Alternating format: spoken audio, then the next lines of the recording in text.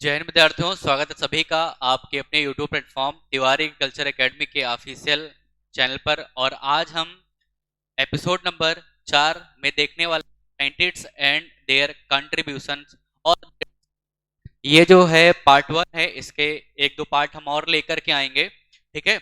और ये जो एपिसोड चल रहे हैं आपके UP LT grade, agriculture supervisor, AGTA, AFO, MSc, Ag, ICRP और एग्रीकल्चर से रिलेटेड जितने भी कॉम्पिटिटिव एग्जाम है सभी के लिए इंपॉर्टेंट है। तो आइए देखते हैं। यहाँ पर एक टेबल फॉर्म में आपको जो है समराइज फॉर्म में मिला हुआ है। ये देखिए, ये टॉपिक मैंने लिया है जेनेटिक्स से। जेनेटिक्स में आप पहला चैप्टर पढ़ते हैं सेल के बारे में, और सेल से रिलेटेड जो भी डिस्कवरीज हैं उनके बारे में। आज ये पार्ट 1 है, इसके बाद हम नेक्स्ट पार्ट भी लेके आएंगे। तो इसमें आप देख सकते हैं साइंटिस्ट एंड देयर डिस्कवरीज। तो सबसे पहले यहाँ पर साइंटिस्ट और उसकी डिस्कवरी लिखी हुई है। तो यहाँ पर सबसे पहले लिखा है एंटोनी वॉन लीवेनहॉक इन 1723। इन्होंने क्या डिस्कवरी की थी? लिविंग सेल की। ये सबसे इंपॉर्टेंट क्वेश्चन है। देखिए, आप लोगों ने स्टार्टिंग से पढ़ा होगा सेल की डिस्कवरी किया है, बट लिविंग सेल की अलग से पूछता है।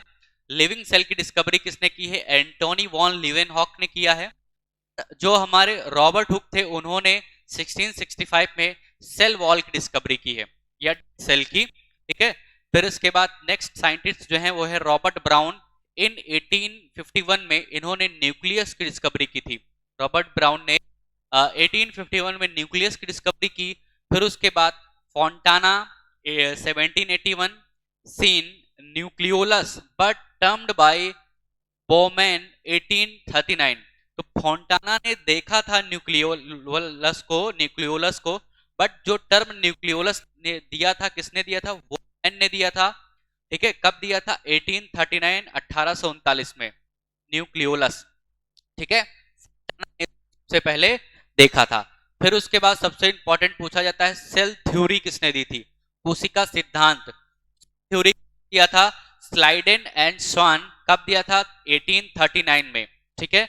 तो एंटोनी वॉन लीवेनहॉक ने लिविंग सेल के बारे में बताया, रॉबर्ट हुक ने सेल वॉल या डेड सेल के बारे में बताया, रॉबर्ट ब्राउन ने न्यूक्लियस, और फोंटाना ने सबसे पहले न्यूक्लियोलस को देखा, और बाउमैन ने इसको न्यूक्लियोलस शब्द को दिया।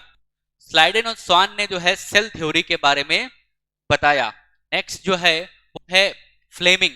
फ्लेमिंग 1882 में इन्होंने जो है माइटोसिस दिया, माइटोसिस के बारे में बताया। नेक्स्ट है फार्मर एंड मूरे। इन्होंने मियोसिस के बारे में बताया, या अर्धसूत्री कोशिका विभाजन, और माइटोसिस है समसूत्री कोशिका विभाजन कहते हैं उसको हिंदी में। नेक्स्ट है ई स्ट्रॉसबर्गर इन 1901। इन्होंने प्लाज्मोडेस्माटा के बारे में बताया, यानी एक सेल दूसरे सेल से जिस माध्यम से अटैच्ड रहती है उसको प्लाज्मोडेस्माटा कहते हैं। तो ई स्ट्रॉसबर्गर ने बताया।